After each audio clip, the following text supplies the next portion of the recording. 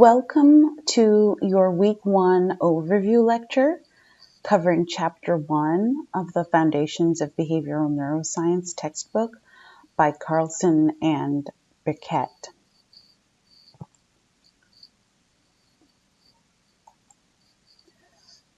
The learning objectives for this chapter will be covered about half of them in this lecture and the other half in subsequent lectures. Today, what we're going to be focusing on is first a comparison of the roles of generalization and reduction in behavioral neuroscience research. We're going to summarize some of the contributions to the modern field of neuroscience by historical figures in philosophy, physiology, and other disciplines.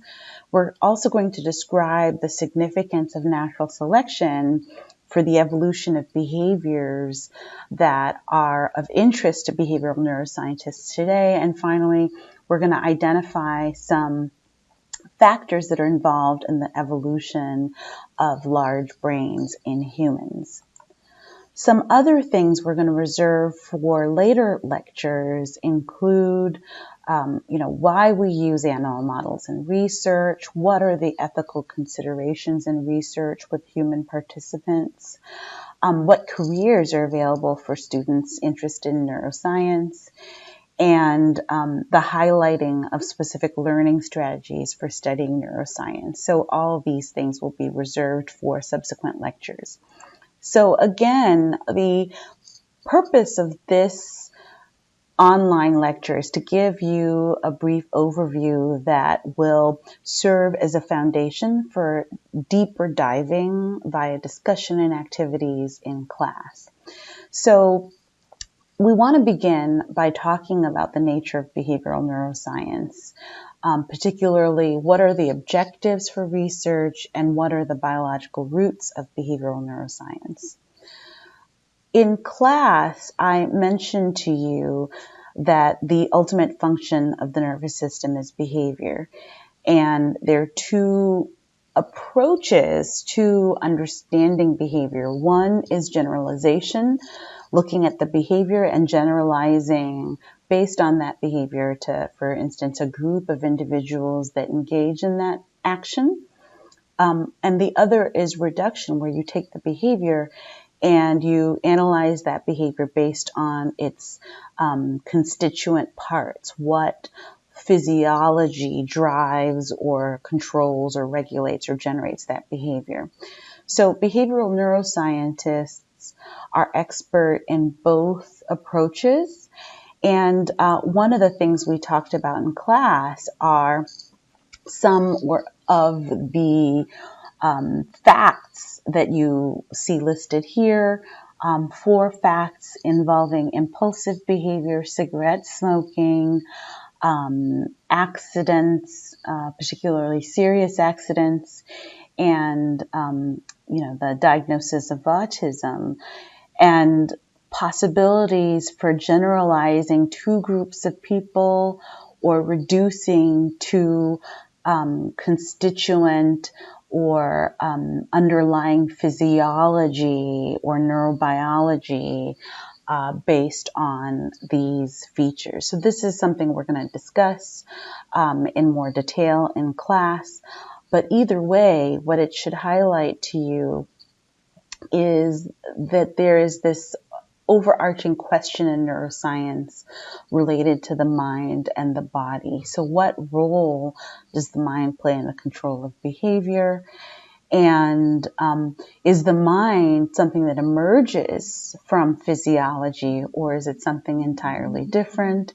So the 2 perspectives on this question include dualism, this notion that the mind and body are separate and distinct, and monism, which is the notion that everything consists of matter and energy, and the mind is produced by the workings of the nervous system. So monism is the approach taken by behavioral neuroscience scientists today.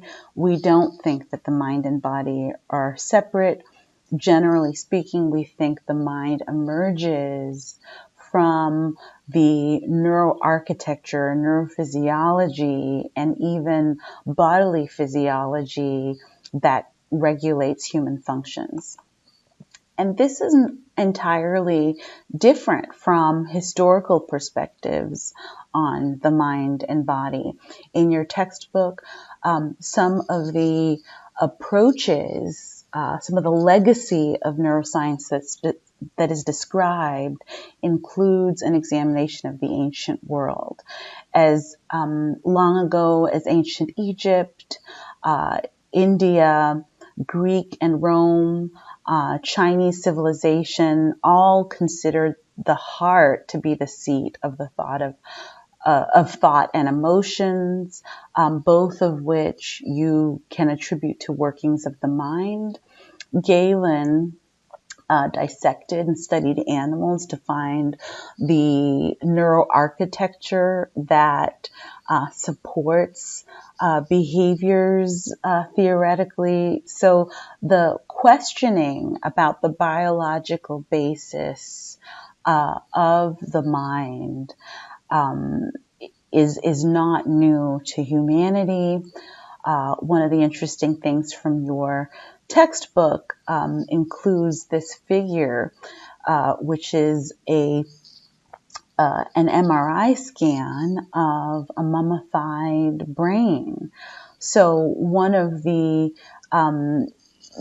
interesting aspects of ancient civilization is that they even had technologies, not necessarily to peer into the brain, but to rather preserve tissues in a way that would enable them to serve the individual in his or her afterlife. René Descartes is a 17th century French philosopher and mathematician.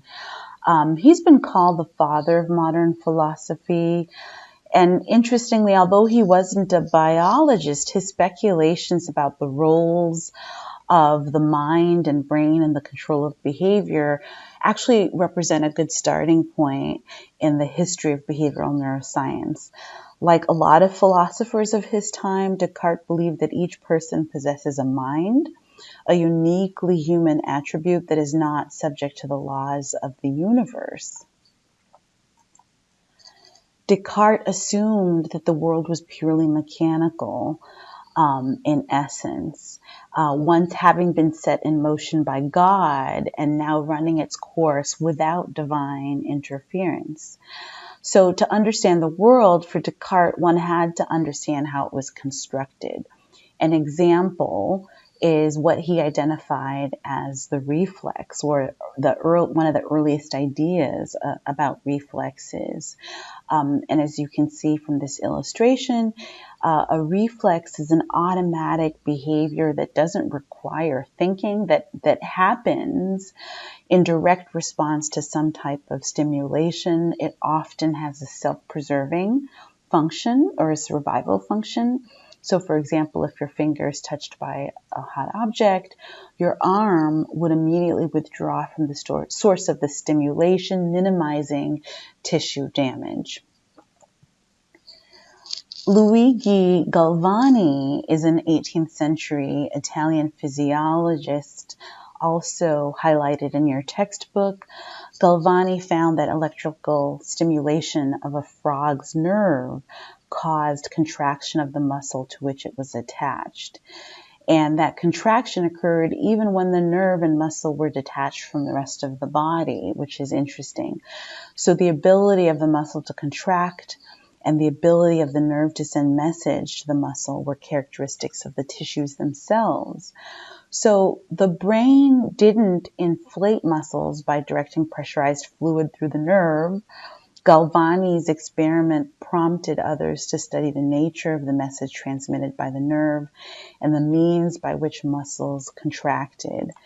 And the results of these efforts gave rise to an accumulation of knowledge about the physiology of behavior.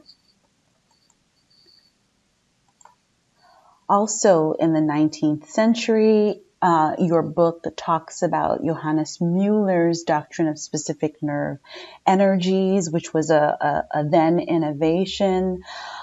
Before Johannes Mueller, the activities of most natural scientists were limited to observation and classification. So watching the world and then putting things into baskets or categories. Although these activities are essential, and we'll talk about the importance of observation and classification for Charles Darwin's work, Mueller insisted that major advances in our understanding of the workings of the body could only be achieved by experimentally removing or isolating animals' organs, testing their responses to various chemicals, and otherwise altering the environment to see how things work. In the 19th century, other important innovations, including work on experimental ablation by Pierre Flourens, Paul Broca's work on speech functions, which we'll return to over and over this semester.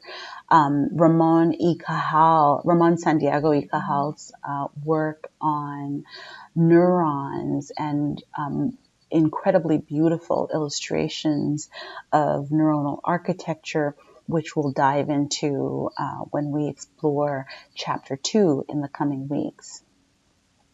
So Broca's work was so significant that an entire region of the brain is named for Broca, and this region is thought to be incredibly significant for our ability to produce speech. In the case of Ramon Santiago y Cajal, he used Golgi staining to visualize neurons. Neurons, for instance, in the cerebellum that take on this beautiful arborization, this beautiful tree-like pattern. And he would look at them and then illustrate them in beautiful detail that is still unparalleled today. Contemporary neuroscientists are important in terms of generating inventions, advances, discoveries, technologies that ultimately support the understanding of human and animal behavior and contribute to our quest for greater well-being, right? Not merely surviving, but also thriving. And in the process, one of the most interesting recent advances has to do with epigenetics, understanding the extent to which our genes, and we'll talk about genes in more detail in the coming weeks, may serve as the manuscript for constructing the human body and by extension the human brain, but that environment plays an important role in regulating how the genes are expressed, how they manifest in bodily and behavioral functions. So this is what epigenetics is about, is the environmentally dependent gene expression that tailors your own body's manuscript to your particular environmental niche, the house, the community, the society in which you live, the kinds of foods and environmental interactions, both social and ecological, that matter for you as an organism. There is also a very important interdisciplinary aspect of neuroscience. So neuroscientists come from chemistry, from biology, from physics, from anthropology, from psychology, and beyond, from medicine, from pharmacology. I can go on and on when listing not only the kinds of people who are actively engaged in neuroscience and a part of the Society for Neuroscience.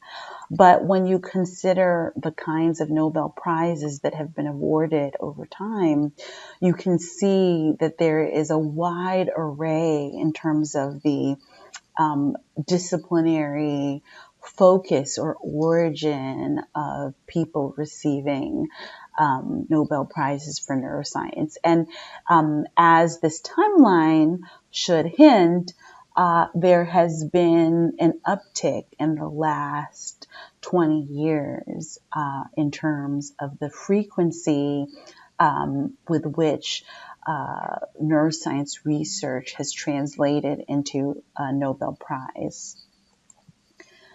So now we're going to turn our discussion to natural selection and evolution. And the two major things that I want you to take away from this part of the lecture are a better understanding of functionalism and how traits are inherited, and a better understanding of how the brain, generally speaking, we're going to be doing broad brushstrokes, has come to evolve.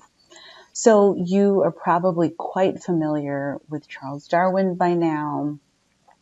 He is the proponent of the only surviving theory of evolution. And, you know, this is to sort of, I'm alluding to the fact that there were other theories, ideas about evolution.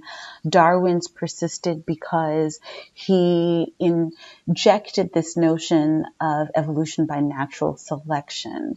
And the force of natural selection is an impartial force that discerns fit from unfit genes, essentially traits that match animals to their environment and essentially persist, whereas those traits that are somehow disabling of an animal's ability to survive or don't contribute to their success in survival get weeded out quite impartially by this process of natural selection. And that is really the stuff that made Darwin's theory really sticky and has given it long-lasting appeal and relevance for neuroscience. So Darwin's what once was a hypothesis is actually now a theory because of the bulk and weight of evidence from a variety of different animal and studies, from a variety of different population studies, from just a number of different domains. Data has come to support increasingly, overwhelmingly, the idea of evolution by natural selection. Later on in the semester, we'll talk about evolution by sexual selection, another evolutionary mechanism that Darwin proposed that may have more relevance in terms of some of our traits that better relate to social competition as opposed to adaptation to ecological environments. So Darwin's theory of evolution emphasizes functionalism, which is the belief that our characteristics as living beings have useful functions, that they don't necessarily exist for naught, that they confer upon their beholders specific adaptive benefits. And one of the kinds of evidence for Darwin's theory of natural selection, of evolution by natural selection, comes from the examination of homologous features as opposed to analogous features. So homologous features are things similar to what you see illustrated here. Image A shows the bones of a forelimb of a human, highlighting the humerus connected to the ulna and the radius. Image B shows the structure of bones of the limb of a bat. The long, thin humerus, ulna, and radius are highlighted. image C shows the forelimb bone structure of a whale. The short and thick humerus, ulna, and radius are highlighted. And finally, in image D, you can see the forelimb bone structures of a dog. And they are color-coded to prove the point that these are the same bones, that over the course of these mammals evolution, these vertebrate mammals evolution, the same bones have been shaped and molded to suit their particular ecological niches. And so evolution by natural selection drives the perpetuation of traits that come to serve better and better the ecological demands for life by specific organisms. The fact that we have these bones in common, the same bones that take on a different morphology, that are homologous and that they come from the same embryonic tissue, also represents evidence of our common evolutionary ancestry, the fact that we share a common ancestor with bats, with whales, with dogs.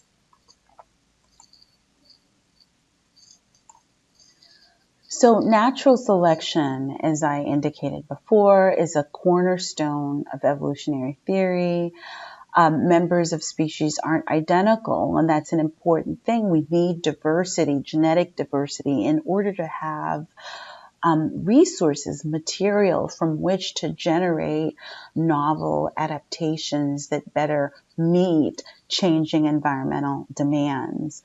So offspring tend to inherit favorable characteristics from their parents, and those offspring that better compete in the ecological arena consequently produce more offspring, and thereby through the process of natural selection, poor genes are weeded out, better genes are weeded in and perpetuate across generations and so on.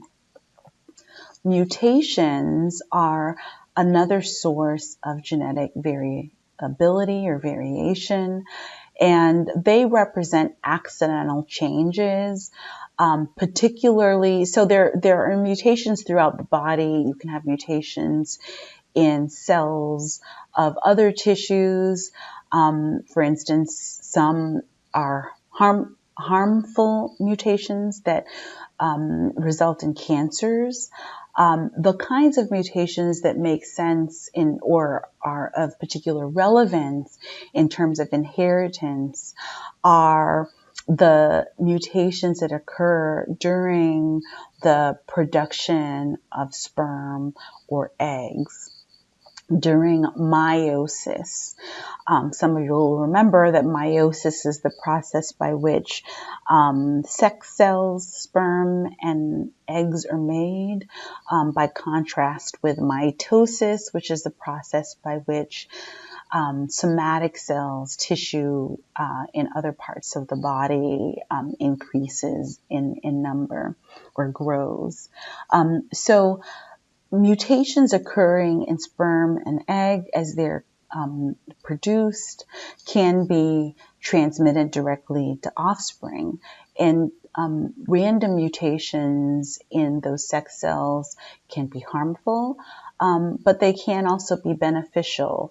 It depends on whether they compromise the physiological functioning of the individual, or whether they confer some special advantage, a sort of hidden card or special feature that enables them to survive some, as yet unforeseen circumstance in the ecology. So it's by chance, for instance, that over time, these homologous features in the forearm bones of vertebrates came to adopt their particular morphology. Those animals that had a particular lifestyle and genes that suited that lifestyle over time came to perpetuate, and so a better fit emerged between dogs and their particular environment, humans in our particular environment, and the constraints for living as a human as opposed to a bat, and so on. So mutations have an ability to confer selective advantage. And the best way really to understand this, I think, is to dive into some of these simulations that we have curated for you on Moodle, where you can observe how one mutation can confer advantage to some, while another mutation that may be more harmful can be so disadvantageous as to result in the early death and therefore inability to reproduce and perpetuate one's genes across generations. So evolution is essentially what happens when there's a change in gene frequencies. When a mutation goes from being rare to being prevalent in a population, you can say that on that particular trait, the population has experienced some evolutionary change. So thinking about evolution in terms of individual mutations or the average mutations and the changes in gene frequencies is really important, because it, looking at that very granular level helps us keep into perspective how slow and tedious and sort of long-lasting is and continually unfolding is the evolutionary process. Evolution very rarely happens suddenly. There are some rare examples of populations that have had, an entire segment of their species knocked out at one time. And so based on the sudden change in gene frequency, you can say that they have evolved. But it's really important to think about evolution in terms of this granular focus on particular genes and the frequencies that they possess in a general population. So it's gradual. It's based on particular genes that confer certain morphology or bodily features or physiological functions that have emerged through this process of natural selection. Early ancestors of humans, early hominids, possessed features that help them and, our ancestors to compete with other species, to obtain certain resources. And over time, the genes that enabled them to outcompete other species and other human relatives, frankly, essentially were transmitted down to us across generation. And some of the genes that we're talking about are genes that supported the growth of a large brain. So particularly the growth of a large brain after birth. Human brains continue to grow after birth and well into young adulthood, as we will discuss in class when we talk about the example of impulsivity as a hallmark of adolescence and young adulthood that can be attributed to an underdeveloped prefrontal cortex. The brain also varies in size and proportion relative to body mass in humans compared to other species. It's not clear that this is necessarily specifically related to intelligence, because intelligence really requires an ecologically valid definition that's based on the species in question, right? But brains vary in the number of neurons. And one way that we think about the brain in relation to species heritage is in terms of this encephalization quotient, which is the brain to body size, the ratio of brain size to the body size of an organism. And you can see from this illustration that rabbits, the ratio is 0.4. It's the same for rats. Cats have a slightly larger brain to body size ratio than rabbits and rats. It's slightly greater still for dogs, even greater for gorillas and chimpanzees, and, twofold greater for dolphins, and much greater by far for humans. What that means is that our brains are exceptionally large considering our body size. And so what we understand from this increased encephalization of humans is that there is something particular about human life that requires having more brain real estate, having more tissue in our skulls, to serve as the foundation, the basis for a range of complex behaviors that are supported by a bigger brain.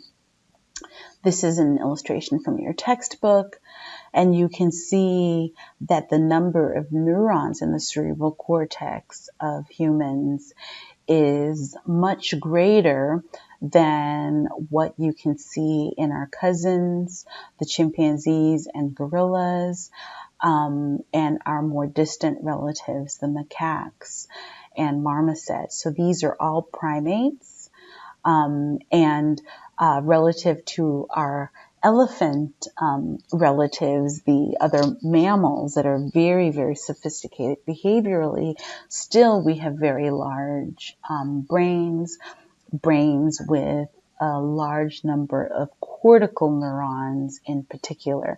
And we'll talk about what that means, the cortex. Having neurons in a cortex is significantly different in terms of the behavioral complexity. I'm showing you this illustration to point out the extent of our genetic similarity with these species that are in question. So we are part of a hominoid trichotomy. We are with apes, basically the tailless primates, very closely related, so close that we share 98% or more of our DNA with chimpanzees, gorillas, and orangutans. And yet we are so very different in terms of how the brain real estate is allocated. And in the case of humans, what seems to be happening is that we are born with relatively undeveloped or underdeveloped brains, in quite malleable skulls, skulls that have bones that aren't completely fused. And then we engage in a very protracted period of brain unfolding and maturation that really is the stuff that makes the difference between human functions and the functions and the behavioral complexity or sophistication of our very, very close ape relatives.